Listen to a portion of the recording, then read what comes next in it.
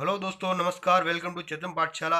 500 प्रश्नों की इस सीरीज के द्वारा हम सीईटी परीक्षा पर अंतिम प्रहार करने वाले हैं, जिसमें यह आज की दूसरी क्लास होने वाली है। और पहली क्लास अपन ने 1 से 25 प्रश्नों तक विस्तार से चर्चा की है, जिसका लिंक डिस्क्रिप्शन में दे दिया गया है, उसे जाकर देखिएगा। और इस वीडियो को आप लाइक कीजिएगा, अपने दोस्तों के साथ शेयर कीजिएगा, चैनल को सब्सक्राइब कीजिएगा। तो शुरू करते हैं अपनी सीरीज। तो आज का 26वां प्रश्न है, हल्दी घाटी के युद्ध को किस विद्वान ने खमनोर का युद्ध कहा है? अबुल फजल ने हल्दी घाटी के युद्ध को खमनोर का युद्ध कहा है। दोस्तों, हल्दी घाटी का युद्ध हुआ था 18 जून 1576 में। महाराणा प्रताप और अकबर का सेनापति था मानसिंह, उन दोनों के बीच में हुआ था। और दोस्तों, हल्दी घाटी का युद्ध को मेवाड़ की थर्मोपल्ली, गोगुंदा का युद्ध और खमनोर का युद्ध भी कहा जाता है, जो आपके ये इसके अंदर आया खमनोर का युद्ध। दोस्तों, प्रश्न 27 है, सागड़ी प्रथा का दूसरा नाम क्या है? तो बंधुआ मजदूर प्रथा है सागड़ी प्रथा का दूसरा अन्य नाम। 28वां प्रश्न है दोस्तों, तारागढ़ दुर्ग का निर्माण किसने करवाया था? अजय राज ने करवाया था। अब आप पूछोगे कि कब करवाया था? तो 1113 ईस्वी में करवाया था अजय राज ने तारागढ़ का। और दोस्तों, तारागढ़ के दुर्ग दो हैं, एक तो अपने अजमेर के अंदर है, एक धौलपुर के अंदर है। तो अजमेर के अंदर है, उसका निर्माण अजय राज ने करवाया था और 1103 ईस्वी के अंदर करवाया था। प्रश्न 29 है, अववा का विद्रोही ठाकुर कौन था? तो दोस्तों, ठाकुर कुशाल सिंह चंपावत थे, जो अववा का विद्रोही ठाकुर थे। इन्हें इसलिए विद्रोही ठाकुर कहा जाता है क्योंकि 1857 की क्रांति के दौरान इन्होंने अंग्रेजों से दो युद्ध किए थे। कौन कौन से? एक तो बिथोड़ा का युद्ध था, दोस्तों नोट कीजिएगा इस बात को। बिथोड़ा का युद्ध था जो 8 सितंबर 1857 को लड़ा गया था। और चेलावास का युद्ध था जो 18 सितंबर 1857 को लड़ा गया था, जिसे गौरव व कालू का युद्ध कहा जाता है। और दोस्तों, एक खास बात कि 1857 की क्रांति का प्रमुख केंद्र कौन सा था? तो ये अववा ही था। 1857 की क्रांति का प्रमुख केंद्र जो कहाँ है? पाली के अंदर है। और दोस्तों, एक क्वेश्चन ये भी बनता है कि 1857 की क्रांति की देवी किसे कहा जाता है? तो दोस्तों, सुगाली माता की कहा जाता है 1857 की क्रांति की देवी, 54 हाथ और 10 सिर वाली देवी। बढ़ते हैं 29वें कृष्ण की ओर। तीसरा क्वेश्चन है दोस्तों, किसने 1951-52 में कालीबंगा की पहचान की थी? दोस्तों, कालीबंगा एक सभ्यता है, उसकी पहचान एक घोष के द्वारा की गई थी। पूरा नाम क्या है? अमलानंद घोष के द्वारा की गई थी। दोस्तों, आप पूछोगे कि कालीबंगा क्या है? तो दोस्तों, कालीबंगा का शाब्दिक अर्थ होता है काले रंग की चूड़ियाँ। और यह सभ्यता हनुमानगढ़ के अंदर स्थित है और यह घग्गर नदी के किनारे स्थित है। दोस्तों, यह कालीबंगा सभ्यता हनुमानगढ़ के अंदर है। तो राजस्थान की प्रथम कालीबंगा किसे कहा जाता है? तो दोस्तों, सोती सभ्यता को कहा जाता है, सोती सभ्यता। यह कहाँ है? बीकानेर के अंदर है। 31वां क्वेश्चन है, बिजोलिया किसान आंदोलन में किस जाति के किसान सर्वाधिक संख्या में थे? तो दोस्तों, धाकड़ जाति के किसान थे जो सर्वाधिक संख्या में थे। दोस्तों, यह बिजोलिया किसान आंदोलन के बारे में एक बहुत ही महत्वपूर्ण लाइन है कि इसका उत्साह तो मतलब कि इसका चालू तो उत्साहवर्धक हुआ था, लेकिन खत्म बहुत ही दर्दनाक रूप में हुआ था। दोस्तों, यह साधु सीताराम दास जी के कारण ये हुआ था और ये लगान करों के कारण भी हुआ था, जिसको विस्तार से हम पढ़ेंगे। अगला है अपना 32वां क्वेश्चन कि मत्स्य संघ का वृहद राजस्थान में कब विलय किया गया? तो 15 मई 1950 को मत्स्य संघ का वृहद राजस्थान में विलय किया गया। दोस्तों, ये मत्स्य संघ राजस्थान एकीकरण का पहला चरण था। तो आप पूछोगे कि कितने चरण में एकीकरण हुआ था राजस्थान का? तो 7 चरणों के अंदर हुआ था, जिसमें से मत्स्य संघ पहला था। अगला क्वेश्चन है अपना 33वां प्रश्न है, मयूरध्वजगढ़ किस दुर्ग को कहा जाता है? तो मेहरानगढ़ दुर्ग को कहा जाता है मयूरध्वजगढ़। अब आप पूछोगे कि यह कहाँ है? तो जोधपुर के अंदर है। और किस पहाड़ी पर बना हुआ है? तो चिड़ियाटुक पहाड़ी पर बना हुआ है मेहरानगढ़ दुर्ग या मयूरध्वजगढ़। और दोस्तों, इसका निर्माण राव जोधा द्वारा 1459 ईस्वी में करवाया गया था। और दोस्तों, इसके अन्य नाम भी हैं, जैसे कि मयूरध्वजगढ़ है और मोरध्वजगढ़, कागमुखी, सूर्यगढ़ और जोधानागढ़ भी कहा जाता है। और दोस्तों, इसके बारे में एक महत्वपूर्ण कहावत है, रुडयार्ड किपलिंग एक इतिहासकार उनके द्वारा कही गई है कि इस दुर्ग का निर्माण परियों व अप्सराओं द्वारा करवाया गया है। 34वां क्वेश्चन है, उपभोक्ता संरक्षण कानून भारत में कब पारित किया गया? तो 1986 में किया गया यह। और उपभोक्ता संरक्षण दिवस कब मनाया जाता है? 24 दिसंबर को मनाया जाता है, क्योंकि यह इसी समय पारित हुआ था। 24 दिसंबर 1986 को पारित हुआ था। 35वां प्रश्न है, जोधपुर का प्रथम शासक जिसने मुगलों की अधीनता स्वीकार की थी, तो मोटा राजा उदय सिंह था जिसने मुगलों की अधीनता स्वीकार की थी। और दोस्तों इसकी एक पुत्री थी मोटा राजा उदय सिंह की, जगत गुसाई, जिसका विवाह जहांगीर से किया था इसने। और दोस्तों अगला क्वेश्चन है अपना 36वां। राजस्थान के लिए राजपूताना शब्द का प्रयोग सर्वप्रथम किसने किया? तो जॉर्ज थॉमस ने किया था। किसने किया था? जॉर्ज थॉमस ने। अब आप पूछोगे कि कब किया था? तो 1800 ईस्वी में किया था। और यह जानकारी किससे मिलती है कि राजपूताना शब्द का प्रयोग किया? तो एक पुस्तक है जिसका नाम क्या है?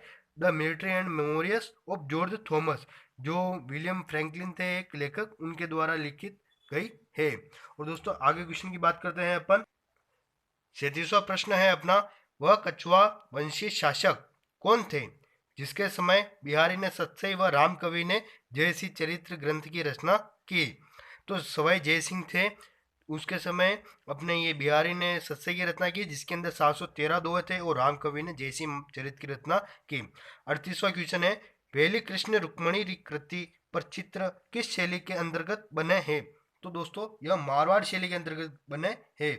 और दोस्तों इसकी रचना ये पृथ्वीराज राठौड़ बीकानेर का था, उसने की थी इसकी रचना।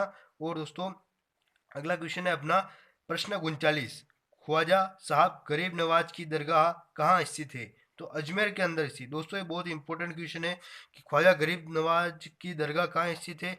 तो अजमेर के अंदर स्थित है। और दोस्तों इस प्रश्न की खास बात यह है कि रजब माह में यहाँ उर्स लगता है, और उस उर्स का मतलब कि उद्घाटन कौन करता है? गौरी परिवार करता है, जो भिलवाड़ा का रहने वाला है। अगला क्वेश्चन है प्रश्न 40, कुंभलगढ़ दुर्ग किसने बनाया था? तो महाराणा कुंभा ने बनाया था कुंभलगढ़ दुर्ग। दोस्तों कुंभलगढ़ दुर्ग को जीतने वाला एकमात्र था मुस्लिम सेनापति अकबर की ओर से शाहबाज खां, जो कब जीता था? 15 अक्टूबर 1577 ईस्वी में महाराणा प्रताप के ऊपर हमला करना आया था, उस टाइम ये इसको जीता था। और दोस्तों कुंभलगढ़ के अंदर ही एक विशेष बात यह है कि कटारगढ़ दुर्ग है, जो कुंभा का निवास स्थल कहा जाता है। और दोस्तों अब्बुल फजल ने एक इतिहासकार हुआ है जिसने कहा है कि सिर की पगड़ी गिर जाती है इस दुर्ग को ऊपर से, नहीं नीचे से ऊपर देखने पर सिर की पगड़ी गिर जाती है। अगला क्वेश्चन है अपना 41वां प्रश्न है आपका, पूर्व राजस्थान किस चरण का नाम दिया गया था? तो द्वितीय चरण को नाम दिया गया। दोस्तों अपने राजस्थान का एकीकरण 7 चरण में हुआ है। इसका पहले चरण का नाम है मत्स्य संघ, दूसरे का नाम है पूर्व राजस्थान, और तीसरे का नाम है संयुक्त राजस्थान, चौथे का नाम है बृहत राजस्थान, पांचवे का नाम है संयुक्त बृहत राजस्थान, छठे का नाम है राजस्थान संघ, और सातवें का नाम है वर्तमान राजस्थान। तो इसमें पूर्व राजस्थान किस चरण का नाम है? तो द्वितीय चरण का नाम है। 42वां क्वेश्चन है, जेता व कुंपा किस शासक के प्रसिद्ध सेनानायक थे? तो राव मालदेव के प्रसिद्ध सेनानायक थे जेता व कुंपा। और राव मालदेव को अपने 52 युद्धों का विजेता कहा जाता है, और तथा जेता व कुंपा इसके सेनापति थे, उनको 99 युद्धों का विजेता कहा जाता है। और दोस्तों अगला क्वेश्चन है अपना प्रश्न 43, किस शासक को उसकी सेवाओं से प्रसन्न होकर अकबर ने फरजंद व राजा की उपाधियां प्रदान की? तो मान सिंह को की थी। किसके द्वारा की गई? अपने अकबर के द्वारा की गई थी फरजंद व राजा की। दोस्तों मैं कुछ उपाधियां लिखा रहा हूँ, उनको आप नोट कीजिएगा, जो अकबर के द्वारा दी गई है। मान सिंह को दी गई है फरजंद व मिर्जा राजा की, और उदय सिंह को दी गई है मोटा राजा की, और राय सिंह बीकानेर का था, उसको दी गई महाराजा की, और सूर सिंह मारवाड़ का था, जिसे सुवाई की उपाधि दी गई है अपने अकबर का द्वारा दी गई है। अपना प्रश्न 44 है, मत्स्य संघ का विशाल राजस्थान में विलीकरण कब हुआ था? तो 15 मई 1949 को हुआ था। ये क्वेश्चन पहले भी आ चुका है शायद। प्रश्न 45 है, जयमल व फत्ता का संबंध किससे है? तो चित्तौड़गढ़ दुर्ग से है जयमल व फत्ता का संबंध, जो इन्होंने दोस्तों 1567 में तीसरा सका हुआ था, उसके अंदर केसरिया किया था। और दोस्तों मैं कुछ ऐसे और सेनापति के नाम निकालना चाहता हूँ जो किस राजा से संबंधित थे, आप उनको नोट कीजिएगा। तो दोस्तों अपने जयमल फत्ता का संबंध तो चित्तौड़गढ़ से था, और अगला है जेता व कुंपा का संबंध राव मालदेव मालदेव राठौड़ से था। रणपर रत्तीपाल का हमीरदेव चौहान से था, और गोरा व बादल का रावल रतन सिंह से था। मदन व बादल का संबंध जेत्र सिंह से था। जेता व देवड़ा का संबंध कानड़ देव सोनगरा से था। आला व उदल का संबंध परमर्दी देव चंदेल से था। दोस्तों इनको आप नोट कीजिएगा ताकि आपके परीक्षा में आसानी रहे। 46वां क्वेश्चन है, वह कौन सी रियासत थी जिसने सर्वप्रथम अंग्रेजों की अधीनता स्वीकार की? तो करौली रियासत ने सर्वप्रथम अंग्रेजों की अधीनता स्वीकार की थी। अब आप पूछोगे कि करौली ने कब स्वीकार की थी? तो दोस्तों 1817 ईस्वी में स्वीकार की थी और हरबख्श पाल सिंह था यहाँ का। और दोस्तों अंतिम थी सिरोही, 1823 ईस्वी में की थी ये अधीनता स्वीकार। और यहाँ का शासक कौन था? शिव सिंह था सिरोही का। और अपना अगला क्वेश्चन है, प्रश्न 47 है, चेतावनी राज चुंगटिया कविता के लेखक कौन है? तो केसरी सिंह बहारन। दोस्तों ये बहुत इंपॉर्टेंट क्वेश्चन है। दोस्तों बात है 1903 ईस्वी की। तब 1903 ईस्वी की बात है, तब लॉर्ड कर्जन द्वारा दिल्ली में एक दरबार आयोजित किया गया था और वहाँ जा रहे थे फतेह सिंह, जिनका संबंध कहाँ से था? मेवाड़ से। तो उन्होंने उनको रोकने के लिए केसरी सिंह बहारन ने चेतावनिया चुंगटिया कविता लिखी थी। अगला प्रश्न है 48वां, जय बाण नाम है? तो दोस्तों जय बाण नाम किसका है? एक तोफ का नाम है। दोस्तों यह भी बहुत ही इम्पोर्टेंट क्वेश्चन है। और दोस्तों इसकी खास बात यह है कि यह अभी कहाँ रखी हुई है वर्तमान में? तो जयगढ़ किले के अंदर रखी हुई, जयपुर के अंदर। और दोस्तों इसका निर्माण स्वयं जय सिंह द्वारा करवाया गया। जय बाण तोप का निर्माण किसके द्वारा करवाया गया? स्वयं जय सिंह द्वारा। तो क्यों करवाया गया? मराठों को रोकने के लिए। और दोस्तों इस तोप का प्रयोग पहली बार कब किया गया? एक बार किया गया। तो उसको चलाया गया तो गोला चाकसू जयपुर में जाकर गिरा, जिसके 35 किलोमीटर में कुछ था ऐसे। अगला है अपना प्रश्न, दिवेर का युद्ध के पश्चात महाराणा प्रताप की नई राजधानी क्या थी? तो चावंड थी। क्या थी? चावंड। और यह चावंड राजधानी 1585 से 1605 ईस्वी तक रही थी।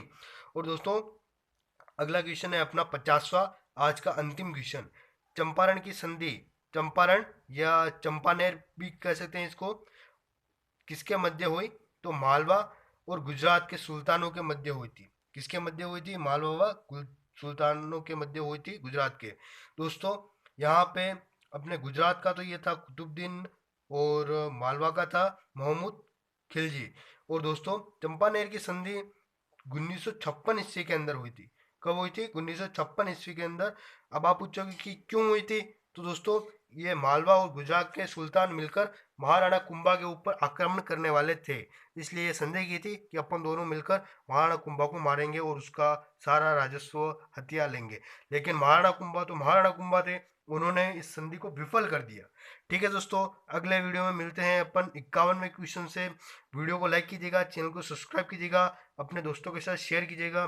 ठीक है दोस्तों, जय हिंद, जय भारत।